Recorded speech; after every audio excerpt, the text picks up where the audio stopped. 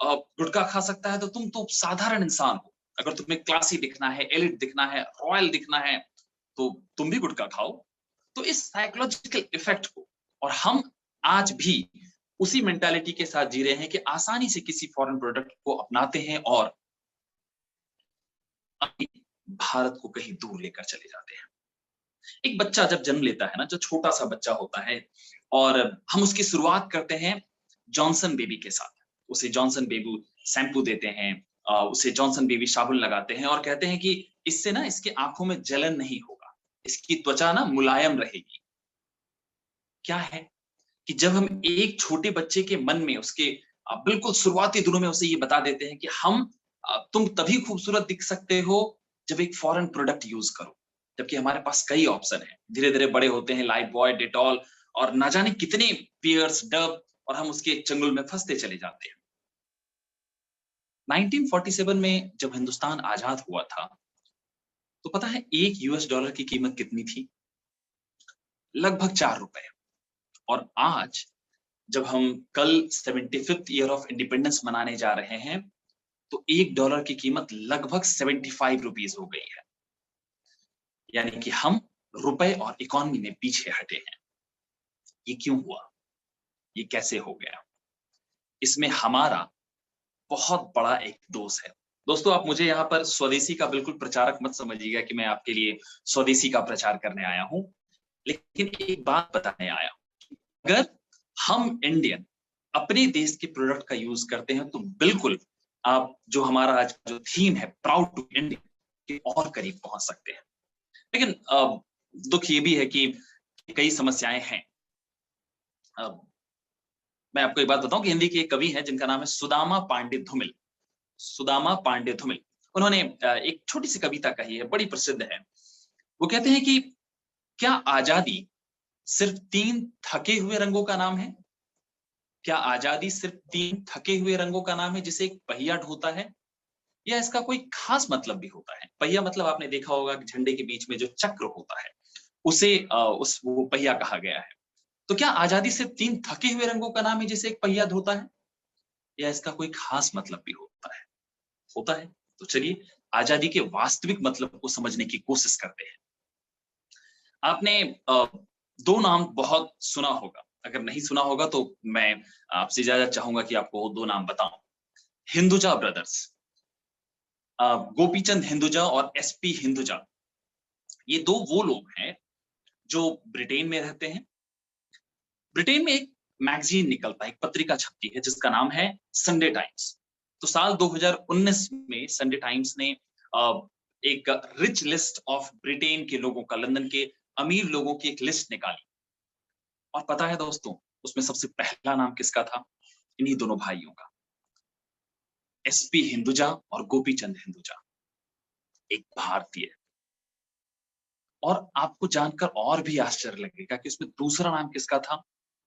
लक्ष्मी नारायण मित्तल। हमारे इसी कैलकाटा के सेंट जेवियर्स कॉलेज से उन्होंने पढ़ाई की थी, लक्ष्मी नारायण मित्तल, जो स्टील इंडस्ट्री में बिल्कुल बिजनेस टाइकॉन माने जाते हैं।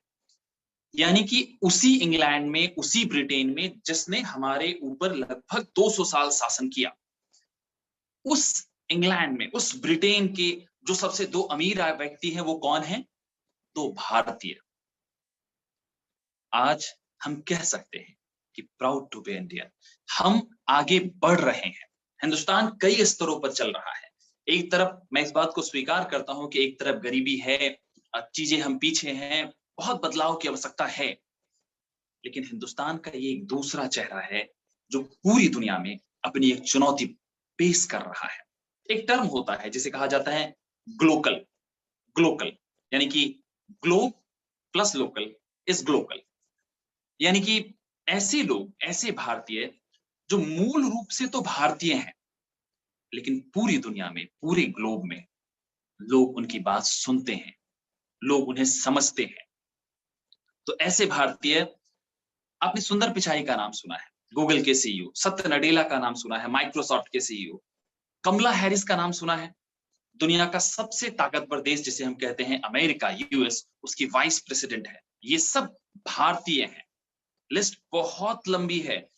इंदिरा कृष्णमूर्ति का नाम सुना होगा आपने, एक्स सीईओ ऑफ पेप्सिको हैं। और आपको जानकर और भी अच्छा लगेगा कि यही इसी कलकत्ता से इन्होंने आईआईएम कलकत्ता से इन्होंने एमबीए किया था 1976 में। ये सब भारतीय हैं। आपने लियो एरिक वर्दाकर का नाम सुना है। आयरलैंड जो कंट्री है वहां पर डिफेंस मिनिस्टर रह चुके हैं, टूरिस्ट मिनिस्टर रह चुके हैं, टूरिज्म मिनिस्टर रह चुके हैं, स्पोर्ट्स मिनिस्टर रह चुके हैं। इनके पिता अशोक वर्दाकर हमारे देश के मुंबई में इनका जन्म हुआ था, और बाद में क्योंकि पेशे से डॉक्टर थे और बाद में वो इंग्लैंड शिफ्ट हो गए और फिर वहां से आयरलैंड। यानी कि ये ऐसे लोग हैं जो मूल रूप से ग्लोकल हैं, पूर्ण भारतीय, लेकिन पूरी दुनिया में अपना परचम लहराते हैं। और हमें इस बात पर गर्व होना चाहिए,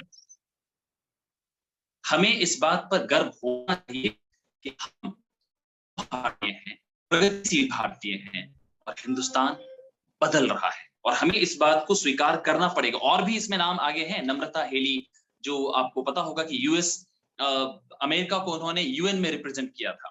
नम्रता हेली जो निकी हेली के नाम से बहुत प्रसिद्ध है, अंशु जैन है जो बहुत फेमस बैंक मैनेजमेंट इंडस्ट्री में बहुत पॉपुलर हुए।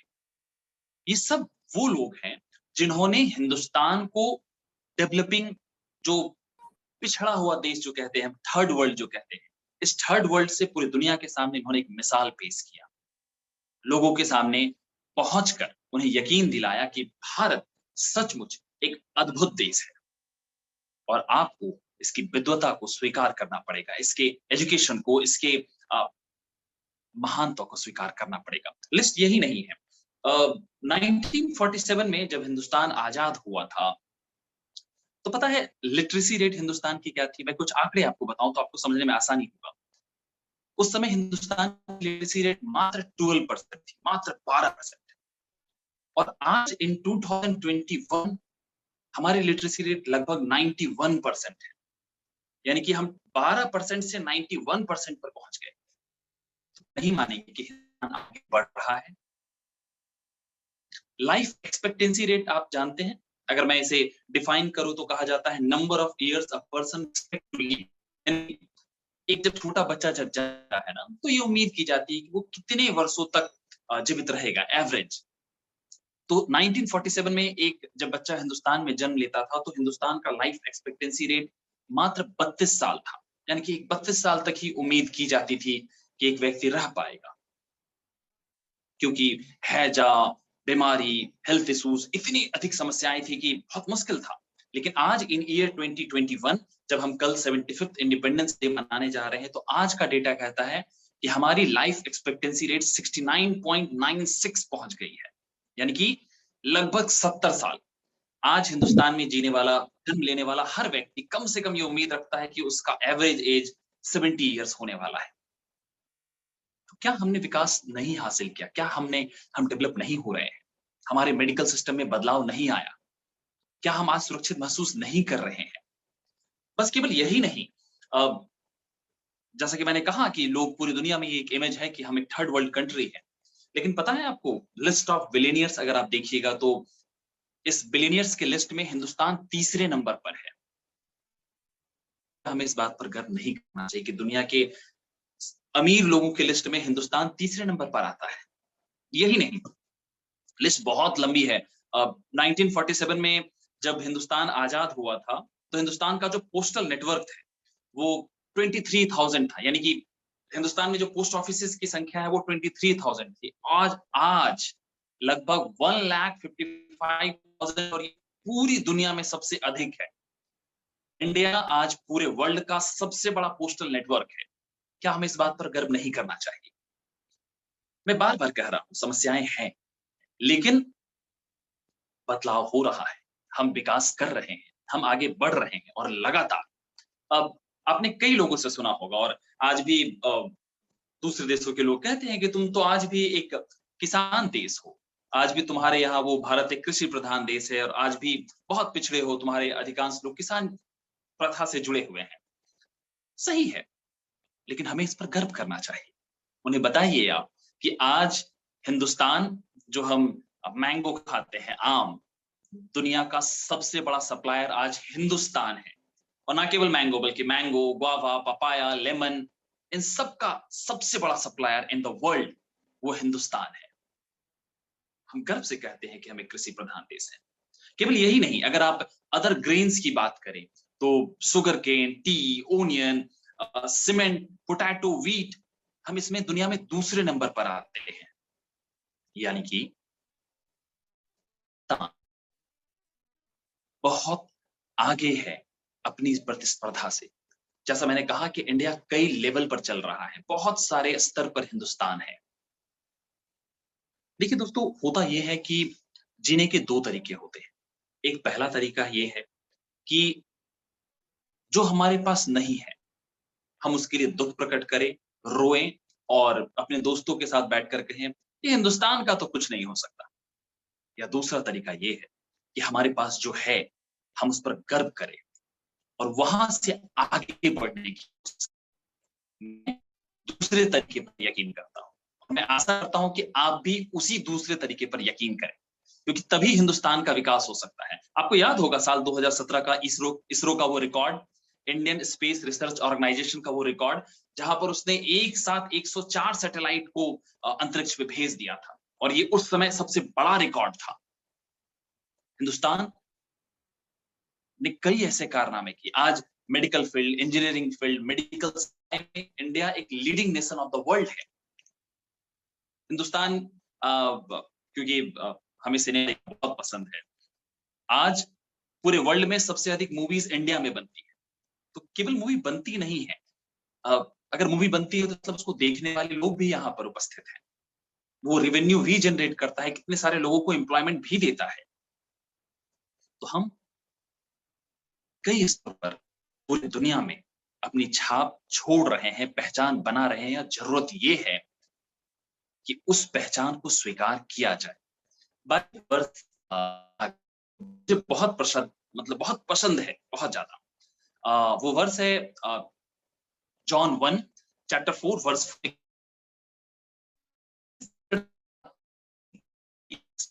यानी कि परमेश्वर वो तमाम चुनौतियों से बड़ा है जो हमारे समक्ष है।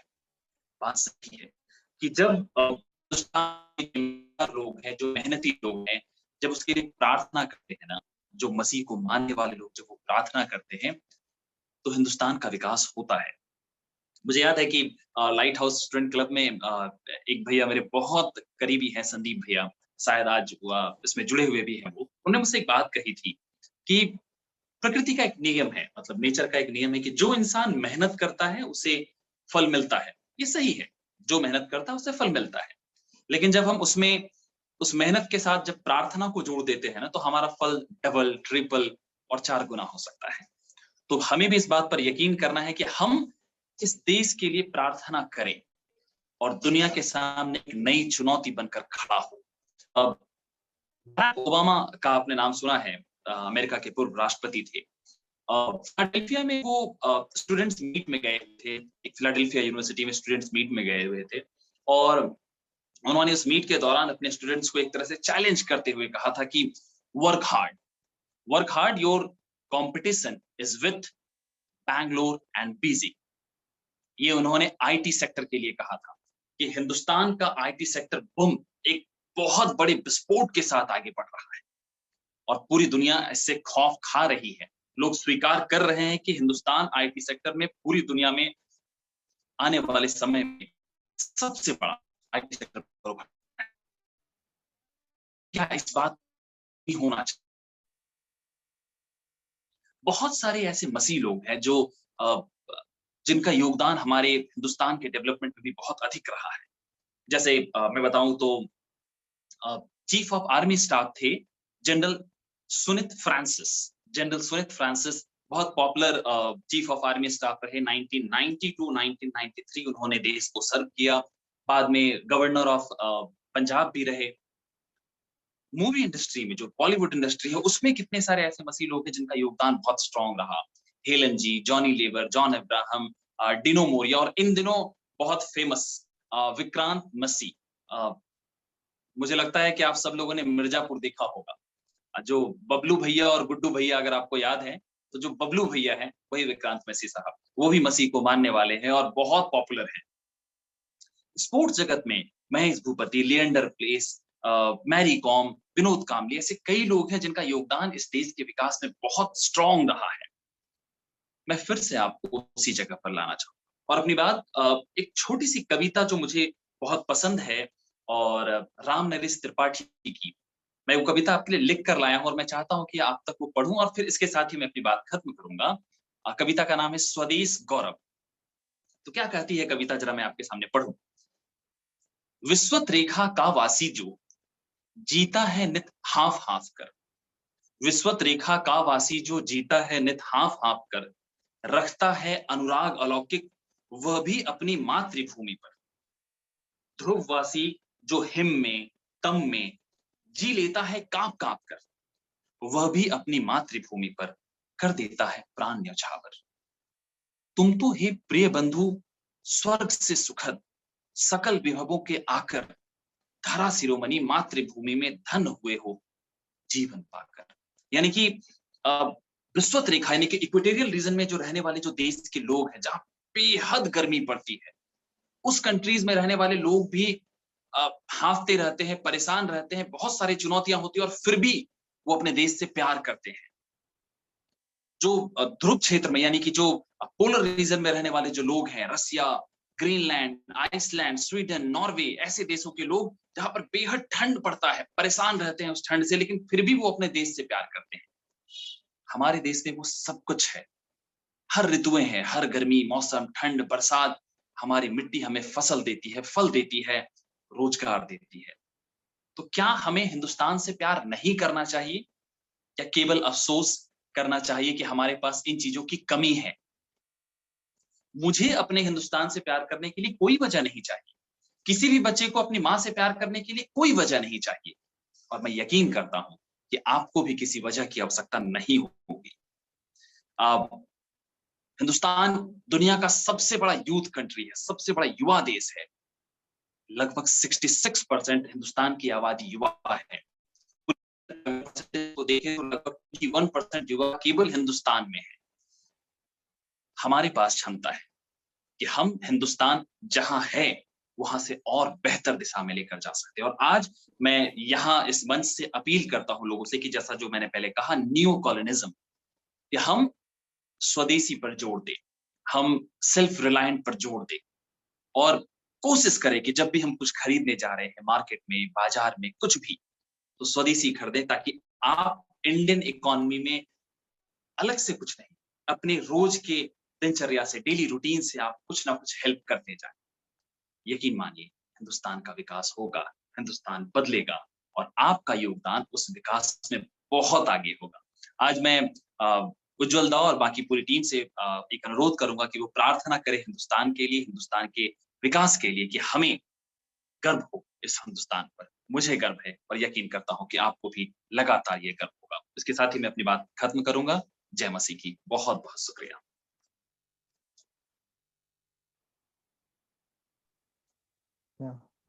बहुत बहुत धन्यवाद भाई नीरज का। हम लोग करतालियों के साथ ধন্যবাদ জ্ঞাপন कर सकते हैं। আমরা ধন্যবাদ দিতে পারি ভাই নীরজকে। এত বিষয় আমাদের কাছে তুলে ধরলো, बहुत सारी विषयों को उन्होंने हमारे सामने प्रस्तुत रखा, प्रस्तुत